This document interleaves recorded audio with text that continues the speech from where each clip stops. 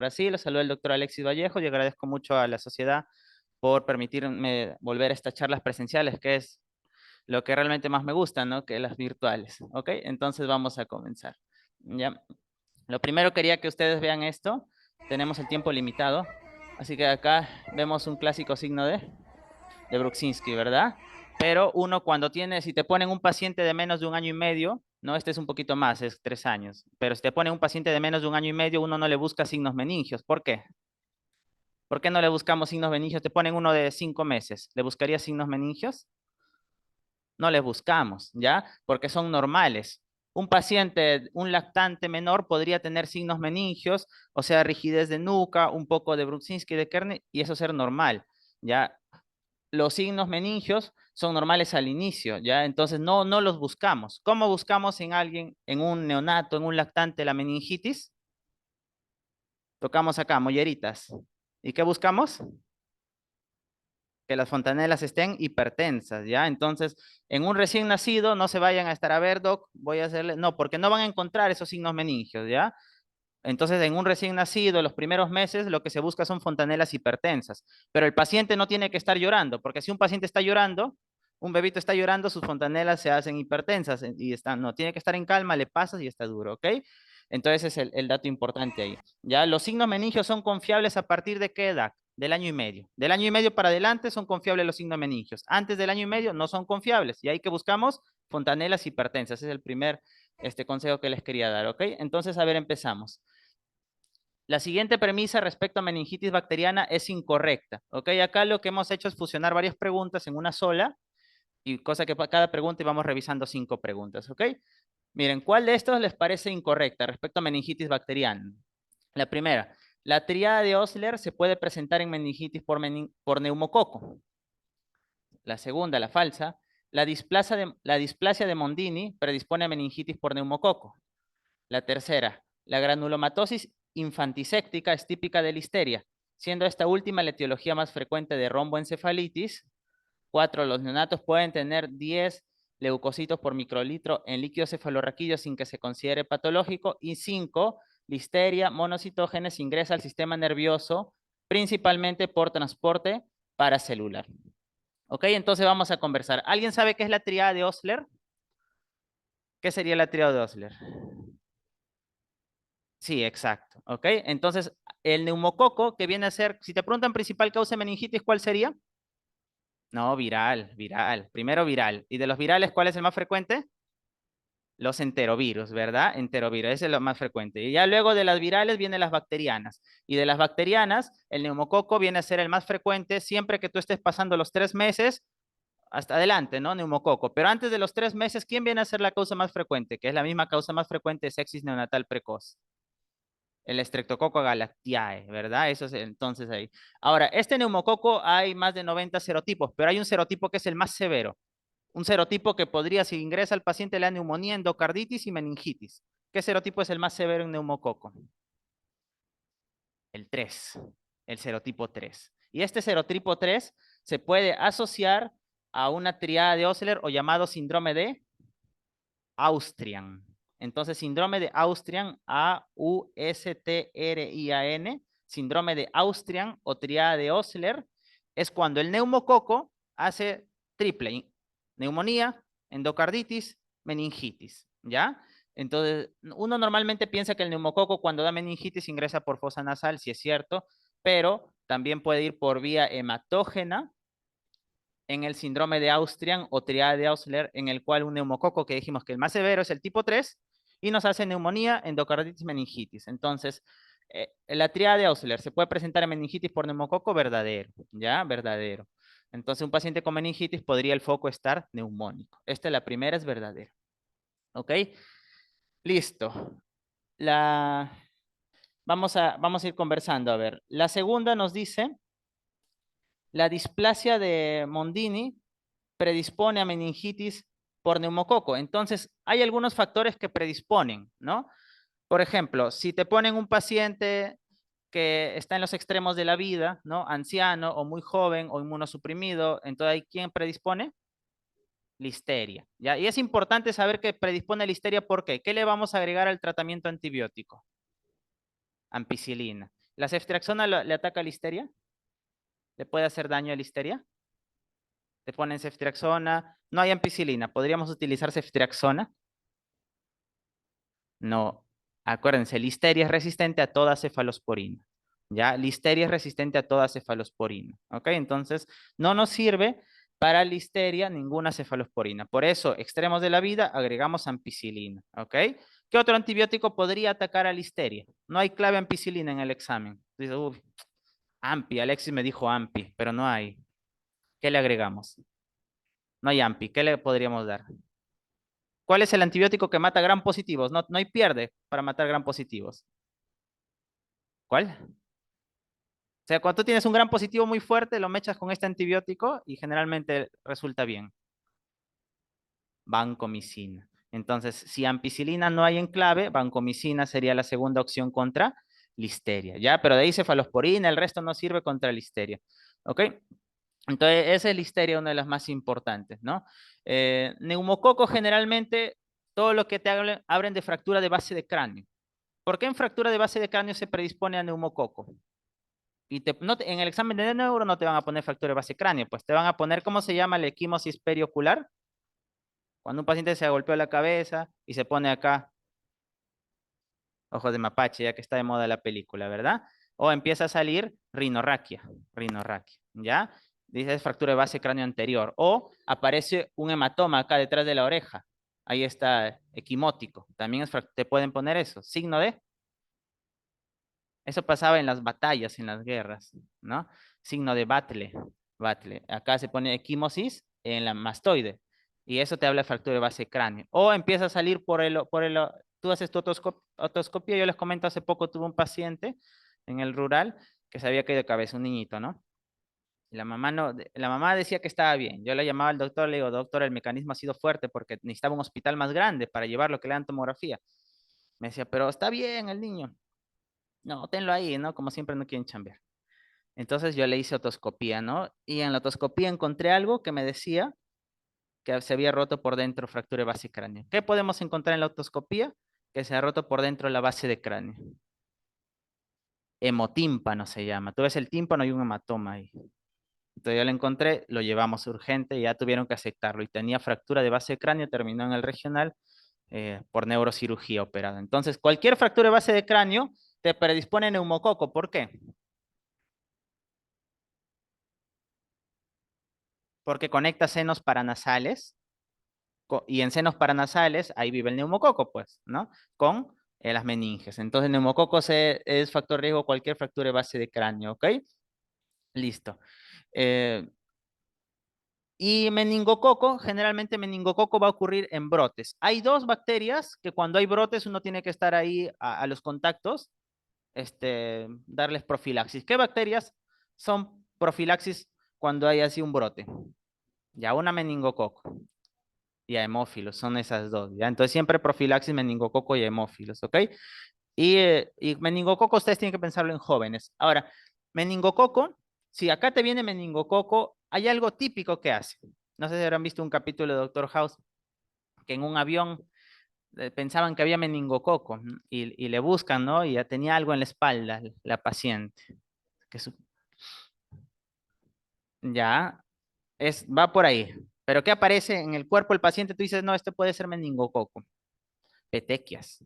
Ya, cuando tú veas petequias, tú dices, ah, no, meningococo. ¿Y dónde aparecen las petequias? Acá en la espalda baja o piernas. Y ahí buscas meningococo.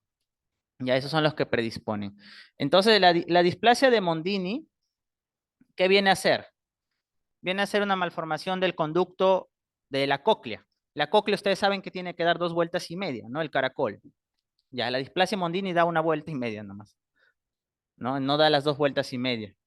Entonces, si el problema es en oído, ¿qué germen vive en oído y podría dar meningitis? Eso lo sacan así. ¿Cuál es la causa más frecuente de sinusitis? Bacteriana, neumococo. Entonces, cualquier problema en seno paranasal que se va a meninge, neumococo. ¿Cuál es la causa más frecuente de otitis media aguda? Neumococo. Entonces, los problemas óticos, si se van a meninge, también es neumococo. ¿Ya? No olviden ese dato. Entonces, la displasia Mondini te podría venir así o te podría venir como cualquier malformación ótica cualquier malformación de los senos paranasales, de base de cráneo, te va a predisponer a neumococo. Ok, es importante eso, ¿ya? La otra, listeria. Ya hemos hablado de listeria. ¿Y cómo uno se contagia de listeria?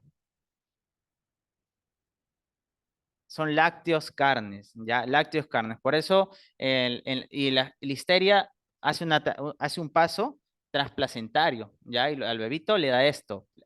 Si listeria, a la madre, la embarazada le da listeria, al bebito le da la granulomatosis infantiséptica, ¿ya? Si viene este término, marcan listeria. ¿Qué es la granulomatosis infantiséptica? Es una listeria que se metió al neonato. Paso transplacentario. Ya por eso uno, el último trimestre uno le dice a las señoras, cuidado, porque ustedes cuando hagan su serum van a cuidar así a las gestantes. Van a venir gestantes, ustedes cada mes tienen que darle consejos, verlo cómo está creciendo el bebé. Cuando ya está cerca el parto, semanalmente. La última semana yo, no me vaya a estar comiendo carne extraña, señora. Cuidado, todo bien cocido, todo de confianza, usted lo prepara. No, doctor, pero quiero irme a la fiesta. No. ¿Por qué? Ahí se puede pasar listeria. Listeria se contagia en el último trimestre, sobre todo. ¿Ya? Y al bebito le da esto, granulomatosis infanticéntica, a la mamá le puede dar meningitis, ¿ya? ¿Qué viene a ser una romboencefalitis? Mesencéfalo, puente, bulbo, ¿no? El romboencéfalo viene a ser parte del puente y parte del bulbo. Entonces, la romboencefalitis es cuando itis, inflamación del romboencéfalo, ¿ya? Y el paciente va a hacer alteraciones de los pares craneales. ¿Qué pares craneales están en el romboencéfalo? El octavo par, entonces va a ser nistagmus, ataxia, todo eso, ¿ya? Si te ponen una meningitis que va con nistagmus, una meningitis que va con ataxia, una meningitis que va afectando pares craneales, acuérdate de listeria. Listeria es la meningitis que afecta pares craneales, porque listeria es la causa más frecuente de romboencefalitis. ¿Ya? ¿Qué otra meningitis afecta pares craneales? Tuberculosis. Otra es tuberculosis, ¿ya? ¿Y cuál es el par craneal más afectado por tuberculosis? El sexto par, ¿ya? Entonces es importante. ¿Listo? Y lo otro que tú tienes que saber, bueno, entonces esta es verdadera, la C3, ¿no? La 4. Los neonatos pueden tener hasta 10 leucocitos en líquido cefalorraquídeo sin que se considere patológico, ¿ya? ¿Hasta cuánto, si tú sacas tu punción lumbar, hasta cuántos leucocitos podemos tener por microlitro? Hasta 5, ¿no? ¿Hasta cuánto de proteínas? Más o menos, la regla de los 5, hasta 5 leucocitos, hasta 50 proteínas, algunos dicen 45, otros 60, y la glucosa debe ser mayor ¿a qué porcentaje de lo de sangre? Eh, cuando tú haces,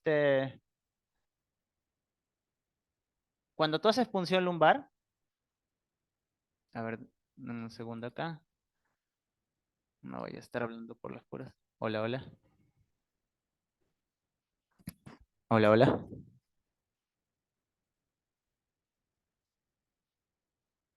hola, hola, ya.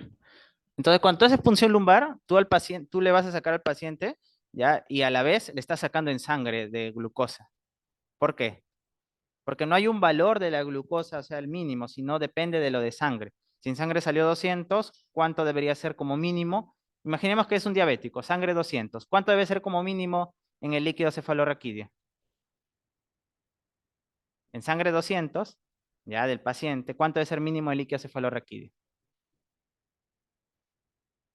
¿No? Lo mínimo debe ser el 60%, ¿no? Algunos dicen hasta 50, ¿ya? Entonces, si alguien tiene 200, lo mínimo debe ser 100 por ahí, ¿no? Si alguien tiene 100 de glucosa, lo mínimo debe ser 60. Entonces, el mínimo de glucosa es el 60%, y algunos textos dicen 50, depende de la cantidad de sangre, ¿ya? Pero los neonatos, hay algo diferente.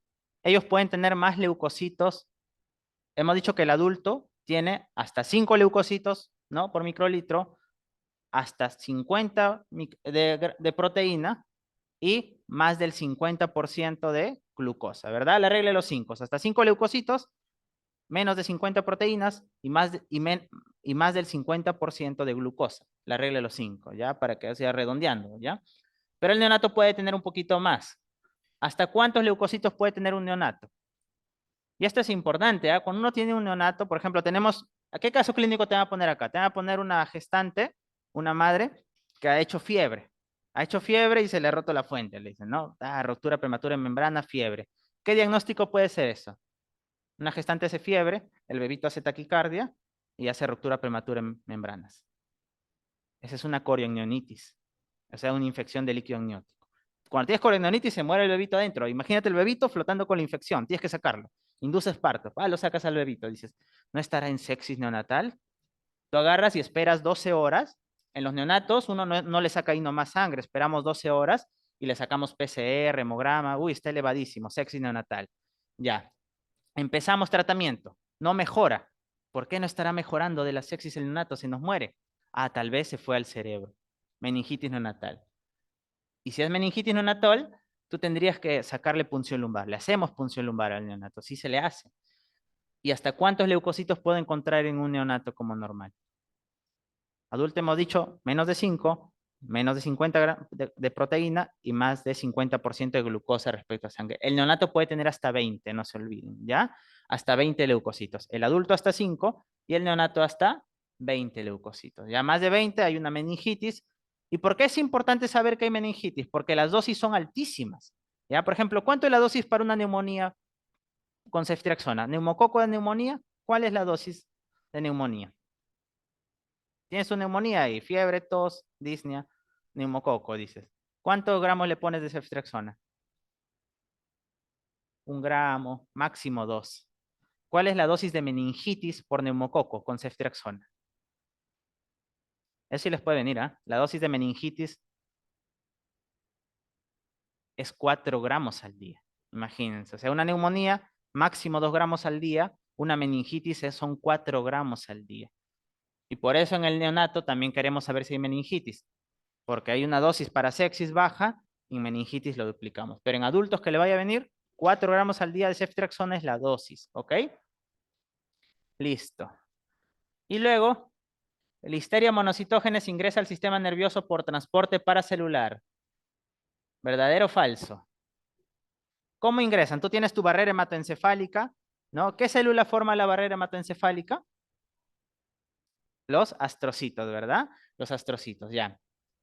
Y se quieren meter las bacterias. ¿Cómo se mete Listeria? ¿Cómo se mete la TB? Porque ahí está con sonulocludens todo, ¿ah? Ellos, Listeria y la TB hacen el famoso caballo de Troya. ¿Qué significa? Listeria y la TB se meten en un leucocito e ingresan así por transporte intraleucocitario. Entonces, esta es falsa. No hace paracelular Listeria, sino hace eh, transporte, no hace paracelular, sino hace transporte intraleucocitario. ¿Quiénes hacen paracelular? Neumococo, aemófilos, meningococo, paracelular. Pero Listeria y TB hacen intraleucocitario, ¿ya? Entonces vamos viendo algunos datitos. Entonces la clave de la falsa era esta, ¿ya? Listeria no es por transporte paracelular, es por transporte intraleucocitario o el famoso mecanismo del caballo de Troya, ¿ya? Acá vemos, por ejemplo, algunos datos importantes, ¿ya? Neumococo, ¿ok? Neumococo uno tendría que utilizar cuando tenemos una meningitis. ¿Cuál es el esquema de tratamiento? Siempre estamos pensando que es neumococo, ¿no? ¿Cuál es el esquema? Ya, ceftriaxona, los 4 gramos. ¿Qué más le agregamos? Vancomicina, ¿verdad? ¿Qué dosis? 15 miligramos por kilo es la dosis que usamos, ¿no? Y cada 12 horas muchas veces, ¿ya? Y generalmente le podemos agregar ampicilina si el paciente tiene riesgo de listeria, ¿verdad? Nos faltaría algo en el tratamiento.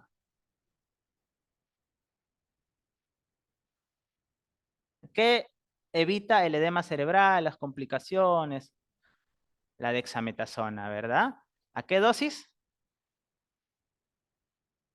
Hay dos dosis, 0,4 ya cada 12 horas. ¿Por cuántos días es la dexa? 0,4 miligramos por kilo cada 12 horas. ¿Por cuántos días es la dexametasona? Solo son 4 días, ¿ya? El resto de tratamiento antibiótico va a depender de la bacteria. Va a depender de la bacteria. Por ejemplo, ¿cuánto tiempo yo trato una Neisseria meningitidis? Está ahí tú lo encontraste, dices, doc, meningococo, doc. Ya, déjale el tratamiento. ¿Cuántos días le dejas? Una meningitis, 5 a 7 días. Ya lo vamos a ver más adelante, pero si te enfrentas a por ejemplo, una listeria, 21 días. Imagínate, meningococo 7 días y una listeria 21 días. Va a cambiar de acuerdo a la bacteria, ¿ya? A ver, acá qué dato pueden ustedes llevarse. Las ceftriaxonas para el neumococo. ¿Y por qué damos vancomicina? Por si acá el neumococo sea resistente a ceftriaxona. Por eso damos banco, ¿ah? Por si acá el neumococo sea resistente a ceftriaxona, mejor dale su banco, ¿ya? Meningococo. ¿Qué pasa si te sale meningococo? Eso va a ser en jóvenes, ya lo dijimos. Y el meningococo tiene un problema. El problema del meningococo es que te puede hacer un shock. Imagínate, estás con meningococo y de repente el paciente se choca. Adrenalinas, no, no mejora. Vasopresina, no, no mejora. ¿Qué pasó con tu paciente con meningococo? ¿Qué hizo? El famoso síndrome de Waterhouse-Friedrichsen, ¿ya? ¿Qué es el síndrome de Waterhouse-Friedrichsen? Waterhouse-Friedrichsen. ¿Qué es ese síndrome por meningococo? Se necrosan, ¿quién se necrosa? La suprarrenal. Meningococo hace necrosis de la glándula suprarrenal, llamado síndrome de Waterhouse-Friedrichsen, ¿ya? ¿Y qué harías tratamiento ahí? ¿Por qué la necrosis de la suprarrenal te da hipotensión? Porque no hay cortisol. Ya la adrenalina es parte del cortisol. La adrenalina no te sube la presión si no hay cortisol ahí. ¿Ya? No hay, eh, entonces, tú tendrías que colocarle cortisol endovenoso, hidrocortisona al paciente para recuperar un Waterhouse-Friedrichsen. Ya es bien grave eso. Ya es por una coagulación intravascular diseminada. Otro factor de riesgo de meningococo, un déficit del sistema inmune. Complemento, ¿ya? Siempre que las neiserias dependen del complemento mucho. Para matar neiserias, ya sea gonococo o meningococo, necesitas complemento. Entonces, cuando tienes un problema del complemento, estos pacientes tienen mucho riesgo de meningococo, ¿ya? Recuerda ese dato. Haemophilus ha bajado mucho por las vacunas. Los factores de riesgo son iguales que del neumococo, porque él también vive en oído, en sinusitis, ahí para él, ¿no? Listeria ya lo hablamos, inmunosupresión, cáncer, bacilo gram negativos, estos son en hospital, estafilococo, cuando le has puesto al paciente una derivación ventrículo peritoneal. ¿Cuándo tú a un paciente le colocarías una derivación ventrículo peritoneal? Lo vamos a ver en neurocisti. ¿Cuándo le colocarías? Cuando hay hidrocefalia. Tenemos dos tipos de hidrocefalia. Hay hidrocefalia comunicante y no comunicante. ¿Cuándo hablamos de una hidrocefalia comunicante? ¿Cuál es la causa de una hidrocefalia comunicante? Claro, es un problema de no hay reabsorción. Por ejemplo, la meningitis dan hidrocefalia comunicante porque esta es una pregunta examen, ¿ah? ¿Cuánto líquido cefalorraquídeo se produce en un día en un adulto? Total de líquido. 150 cc ya al día. Pero en el examen te lo complicaron más, ¿no? Porque vino por ¿cuántos mililitros por minuto? Es 0,35 mililitros por minuto. Ya en total son 150 mililitros al día de líquido cefalorraquídeo. Te pregunta un adulto, ¿cuánto líquido cefalorraquídeo tienes? 150.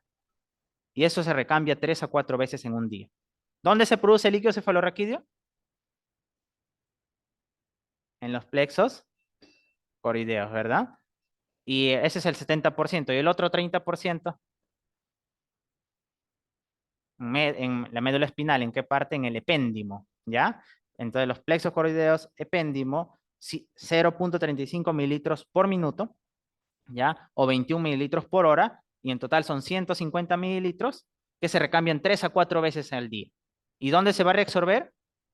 En las vellosidades subaranoideas, ¿no? Entonces ahí se puede producir hidrocefalia. Puede ser comunicante o no comunicante. Por ejemplo, un neurocisticercosis, que haga un quiste, lo obstruye, esa es una no comunicante, ¿no? Obstructiva. Ya, y una comunicante es porque está muy denso, porque está con pus y no se reabsorbe. Entonces, cuando tú tienes una hidrocefalia, sobre todo la obstructiva, o sea, la no comunicante, le tendríamos que colocar una derivación ventrículo peritoneal. ¿Y quién se mete siempre que tú metes un dispositivo en el cuerpo? Lo infecta. El estafilococo epidermidis. ¿Ya? ¿Por qué el epidermidis? Porque el epidermidis es la bacteria que más forma filium. O sea, más forma biofilm, se pega, por eso, forma mucho biofilm. Si tú tuvieras este estafilococo epidermidis, ¿con qué lo atacarías? ¿Oxacilina o vancomicina?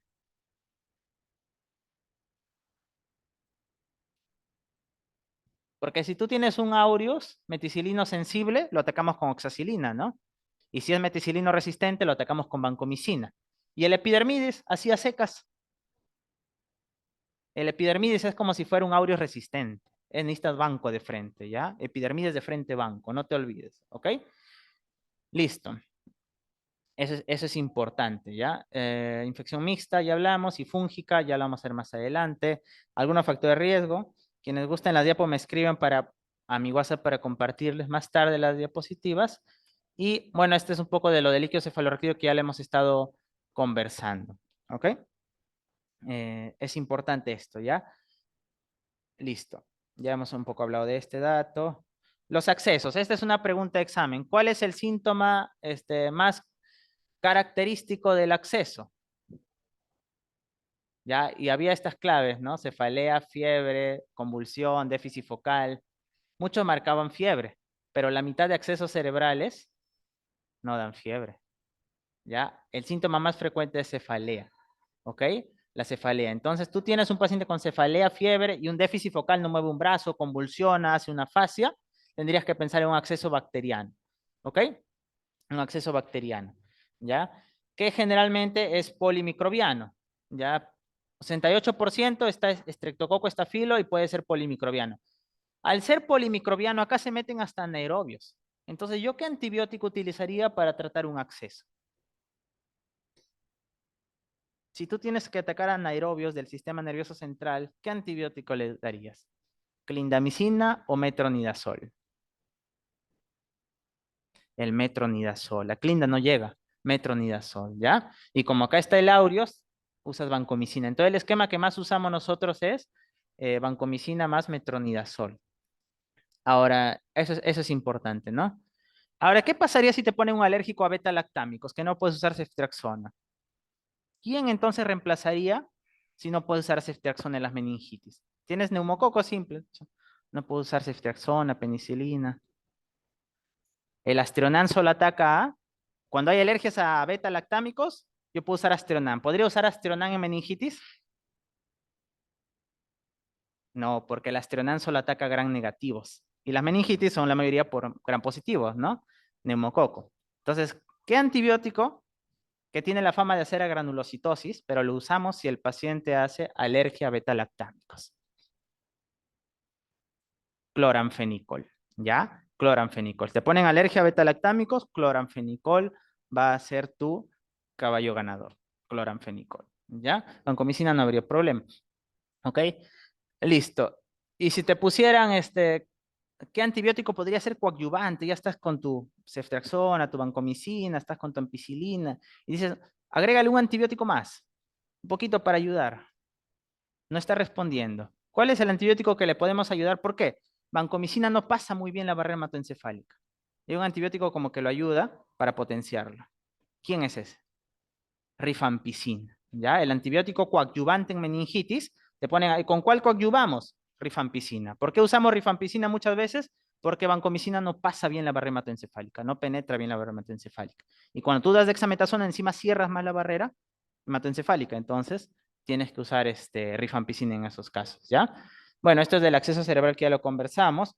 Siempre se pide tomografía con contraste, porque el acceso va a captar, va a formar un anillo, ¿ya? Eh, y la resonancia obviamente lo ve mejor. Entre resonancia ve mejor que tomografía, ¿ok? Y generalmente los accesos vienen de un foco contiguo, que ya hemos estado viendo. Estos son accesos, lesiones en anillo. ¿Qué otros? Yo veo esta lesión en anillo, digo acceso cerebral. ¿Qué otra lesión me puede dar en anillo? Captadora de contraste. Lesión anillo, captadora de contraste. Claro, si tiene VIH, toxoplasma. ¿Quién más? ¿Quién se parece al toxo? Nosotros cuando vemos un toxo decimos, ¿es toxo o es linfoma? El linfoma cerebral siempre es el problema con el toxo. Cuando tú tengas un VIH, tú no sabes si es toxo o linfoma. ¿Cómo confirmaríamos si es toxo o linfoma? No se puede, no se puede. Entonces, ¿qué hacemos cuando enfrentamos un toxo versus linfoma? Porque la única forma de confirmar si es toxo o linfoma es hacerle biopsia cerebral. Tu paciente está medio muerto, ¿le abrirías el cerebro? No, pues. Yo soy neurólogo, doc, yo no opero. Ah, ya, llama al neurocirujano. ¿Tú crees que el neurocirujano, un paciente que está que se muere, le abrirá el cerebro para sacar una biopsia, para que tú sepas si es toxoplasma o linfoma? No le va a abrir. Entonces, ¿qué hacemos cuando estamos con un VIH y lesión captadora en anillo? Si no sabes si es toxo o linfoma. Ajá. A ver, tratamiento de linfoma. No hay. Del toxo, sí hay. Entonces, ¿qué haces? Mejor tratamos para toxo, prueba terapéutica, ¿ya? Si no mejora, ya pues es toxo, es linfoma. Si mejoró, era toxo, ¿ya? Entonces, porque no hay forma de diferenciarlo realmente, ¿ya? Algunas características te sugieren, pero ya vamos a ver eso más adelante, pero captador en anillo, acceso cerebral. Si no, si tiene VIH, toxo o linfoma cerebral primario, ¿no? ¿Qué otra puede ser captador en anillo? Tuberculoma, tuberculoma, ¿ya? Y en un tuberculoma también lo vas a encontrar igual en captor anillo. Otras metástasis cerebrales también van a ser captores en anillo, son los más importantes. Ya en este caso es acceso cerebral, ¿ok? Y bueno, ¿cuál es el manejo en un acceso cerebral, doctores? Lo primero va a depender en un acceso cerebral cuándo tú le vas a poder hacer cirugía o no, ¿ok? Pero generalmente la cirugía se hace en todos los casos, o sea, tratas de sacarlo, excepto si es menos de 1 centímetro, si no se trata de drenar, ¿ya? El manejo, como te decía, metronidazol con vancomicina y puedes agregarles ceftriaxona si gustas, pero metro y banco es lo más importante, ¿ya? Entonces te podrían preguntar, ¿en quiénes no se, en quiénes se hace cirugía? Más de 2 centímetros es lo más aceptado, ¿ya? Más de 2 centímetros, cirugía. Esa podría ser la pregunta examen, ¿no? Acceso cerebral, ¿cuál tiene indicación quirúrgica? ¿Cuándo llamas a tu pata? El neurólogo y el neurocirujano no se llevan, ¿ah? Que el neurólogo es el inteligente, el neurocirujano dice, tú nomás saca, tú nomás corta. En el hospital que un neurólogo llama al neurocirujano, tiene que estar convencido él, porque el neurocirujano lo va a chotear en la primera que pueda. Entonces, tiene que tener esto, pues, un acceso más de 2 centímetros. Ahí hay que sacarlo, ¿ya? Acceso más de 2 centímetros y tiene que tener más de 2 semanas para que ya esté organificado, ¿ok? Si es menos de 1 centímetro, no se saca jamás. Más de 2 centímetros, generalmente hay que hacer cirugía. ¿Cuánto tiempo antibiótico? Mínimo 4 semanas. Y la dexametasona se da también para la hipertensión endocraniana, ¿ok? Entonces no olvidar eso. 4 semanas, y si en 4 semanas no mejora, se podría hacer cirugía, ya eso es importante. Podrías llegar hasta 8 semanas de antibiótico. De 4 a 8 semanas podrías llegar, ¿ok? Entonces ese es el dato importante ahí que tú tienes que recordar, ¿ya? Mira, por ejemplo, esta paciente es espectacular, নাম ¿ya? কি? Ese es en África hay mucho de la meningitis, ¿no? Ustedes van a ver ahí. Que en nuestro medio হ্যাঁ vemos, একটু pero un মনে poco করার চেষ্টা más. করো। Ya hay un poco de trastorno Nasrin মনে হয়। sensorio, tienen miran su mirada perdida. Nasima, আচ্ছা তুমি তোমার থুতনিটা Y একটু ahí le এখানে van a লাগানোর চেষ্টা levantar, করো, mira. বুকে লাগানোর চেষ্টা করো। বুকে খুবই কষ্ট হয় Ya ব্যথা es una ব্যথা paciente, থেকে van a দেখি buscar la একটু। rigidez খুবই nuca কষ্ট y le quieren levantar y mira cómo tensa, ¿no? Tensa, পেশেন্টের tensa next fuertemente. Visit Ya কি esa es la আছে, famosa সাথে rigidez de nuca que